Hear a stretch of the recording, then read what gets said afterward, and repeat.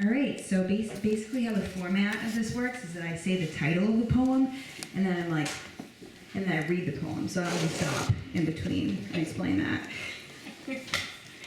Okay.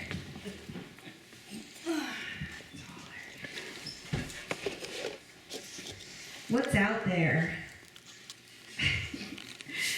I often have these fantasies that the world is shredding, the people have become violent towards one another, perhaps forming into tribes, but I can't know for sure when my fantasies keep me locked indoors. I board up the windows, leave holes for my shotgun, and I try not to peek through them until I hear the occasional knocking that I then shoot dead. I have provisions, planned tubs of water, wondering which foods don't perish as in last forever. I eat my canned beans. I feel so alone as in with myself, but I feel lonely as in locking the other. It gets to the point where I start thinking of my farts as ghosts of my food. Is this really worth it to live when there are no others? Am I not dead already when life means life? Is not the real fear that everything continues on without me? Are there others out there, people who will share, people who won't kill me, but who I give my life for? But then I think, of course, honey, maybe I will live forever. Terminal. Sometimes I imagine that I'm diagnosed, terminal something or whatnot. I only have a few months to live. My future dying self looks at me now, spying on me in my present moment through memories envious.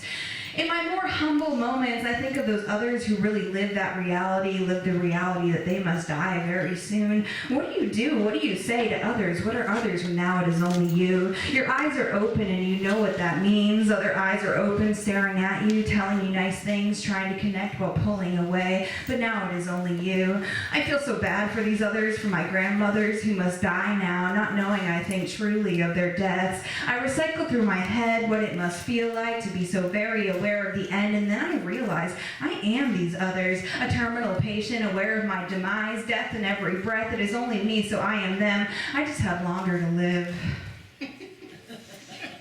Man, this next one's harsh. All right. Julian. She is my third best friend from 6th to 9th grade. When important things happen, like Harry Potter and theater, she is by my side. I remember walking through a zoo together, and I fancy myself clever, asking if you could have one wish fulfilled, what would it be? And she thinks for a while. I lick my teeth. She thinks I chomp at the bit, foaming while she deliberates. And no sooner do the words, I want to be rich, fall out of her mouth, do I yell, wrong? The ultimate wish is to be happy. Everything leads back to that. You idiot, I think. And then 3 months later, I'm in homeroom of freshman year. The loudspeaker turns on. A man is rushing me out of class. Before it crackles, I'm being ushered to shelter so no one can see my tears because Julian has died of terminal cancer. Rough, man. Breathe, mama, breathe. Maybe I'm 10. Who knows how I seen it then? Maybe I'm trying to watch TV. Maybe I don't bother to try. My mother, my brother, they are fighting. Maybe he's 13. It's only playing. It's only ever playing for them. Who knows how I seen it then? They're pushing and shoving. Maybe she's drunk, but this time the maybe's a white lie. I know how I seen it now. He decides he's big boy. He can carry mom upstairs. She loves it. She does every step of the way, cackling. I watch from the bottom. Maybe I'm screaming. Maybe I'm jealous and alone, never getting to play, always seen as daddy's girl, and daddy is lame. Daddy don't remember things. They call him amnesia as though that were even a smooth nickname. And then he reaches the top, Hercules, but screws up the landing. I watch as my mother falls on her head. I run up the stairs when she doesn't get up. Brother looks at me like, I've done wrong, sissy. I kneel down to touch her face. Half of my brain thinks, who's amnesia now? But the thought recoils and slowly her eyes open and they find me. Jenna, she says, come lie with mama, lie in mama's bed tonight. You see, my mother's a nurse and she knows she hit her head, so she says, Jenna, come lie with mama and listen to me breathe. If I stop breathing, you call someone, be sure to make that call. And so here I am, awake, Sunday night, a school night, watching my mother's back, feeling this wasn't a game, never no games for me, listening for her subtle breaths until the sun comes up for her. Bye-bye, Peggy. I always like thinking of myself as my daddy's confidant, expert dating advice from your prepubescent daughter. Not creepy about that. He always had a habit of dating demanding women, and by demanding I think I mean cold and or crusty. My aunt once told me he also had a habit of dating pretty women, and I like that she told me this because it showed me there were other options than pretty. Indeed, one day my dad starts dating a woman who I don't find very attractive. Her name is Peggy, and to me she looks old. She looks old because she has very short gray hair and a stern face. Also, she's a bird watcher. I don't remember much about her. I'm not even sure she lived close by, but I do remember watching birds once, and I have to say I was not very impressed. Anyways, one day my dad decides it isn't working out. The next day, Peggy tells him she has cancer.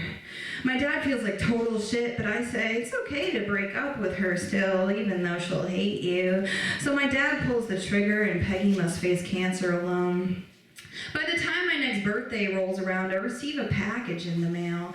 Inside is my birthday present from Peggy, containing one of my dad's old t-shirts and a check for $10. But instead of reading 10 on the amount line, she wrote only 10. I never bothered to cash it. A few more months roll by, and my dad gets a phone call from Peggy. She is making the call from a hospital bed. She wants to speak to me. I take the phone from my dad. My dad sits back and watches me, holding a glass of red wine. He is smiling at me, sentimental tears forming but never dropping. This feels serious, I think. This is exactly how he looks when he's listening to Enya.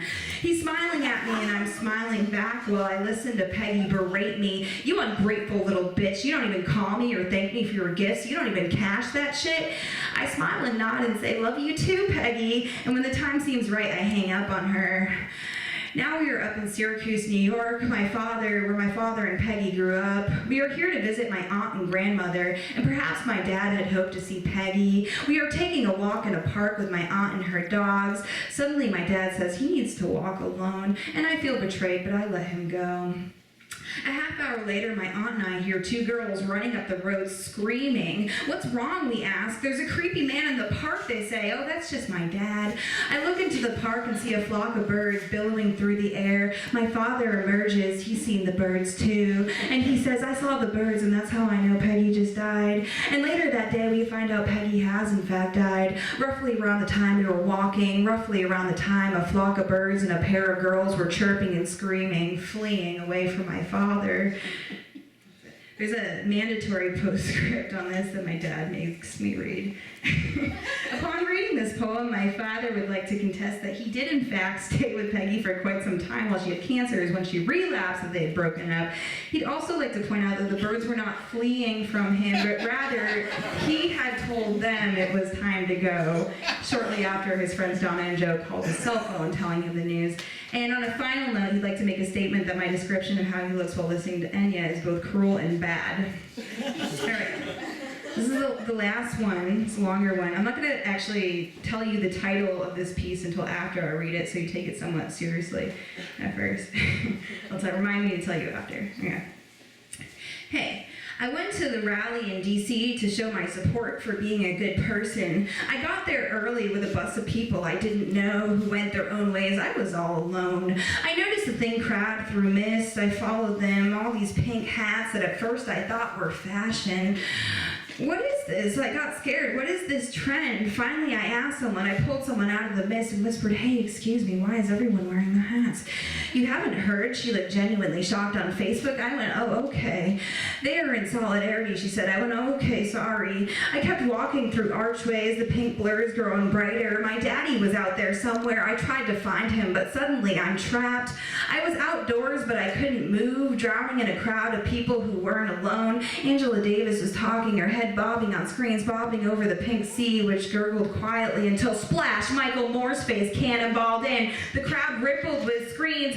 I love him, he's so funny. It's me, he said, a foghorn blasting us in the face. Panic seized me. The people notice I'm not frothing with joy. They thought they noticed I'm alone. I tried to maneuver left, right, duck, and I whipped around too fast, barreling into three older women with three walkers in a semicircle, barring me in. I knocked into one by accident and grabbed her before she fell. She looked at me with disgust, thinking, that girl is here alone. Does she even love Michael Moore?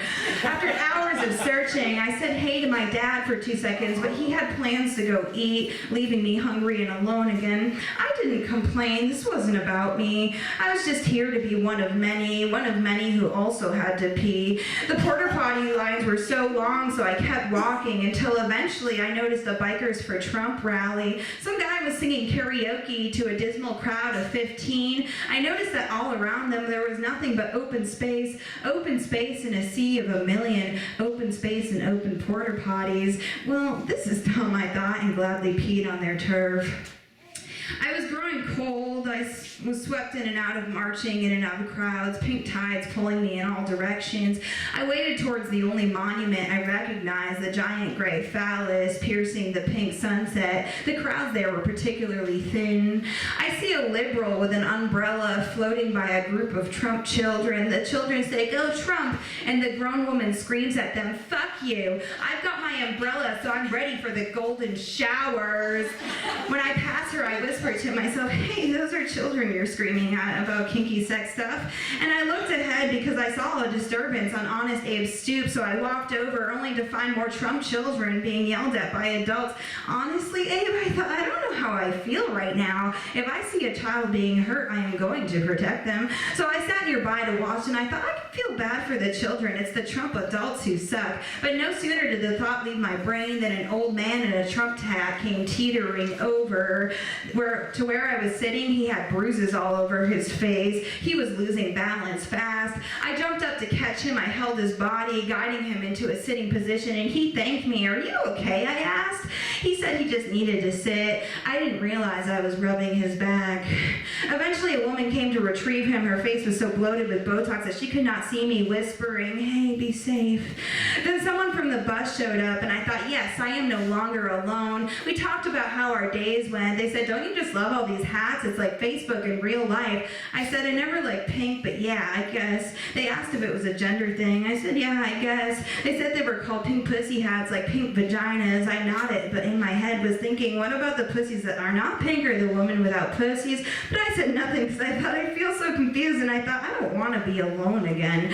So we walked to the Washington Monument, the giant gray phallus, and we saw some teenagers laying there. Their backs were on the ground, their legs were propped up on the monument. I said, let's do that, even though the teenagers looked like Trump supporters. So we laid there with strangers, staring up from the base of the monument, the top of it lost in the now black and misty sky. And the longer we laid there, the more our sense of gravity shifted. Eventually, we were sitting on a walkway that led into the sky, into nothing. And I said out loud, "Isn't it crazy that everyone here will die?"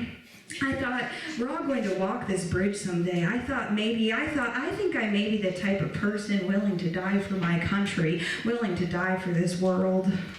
That's it, thanks. Oh, the title of that is Shalong Way to Heaven.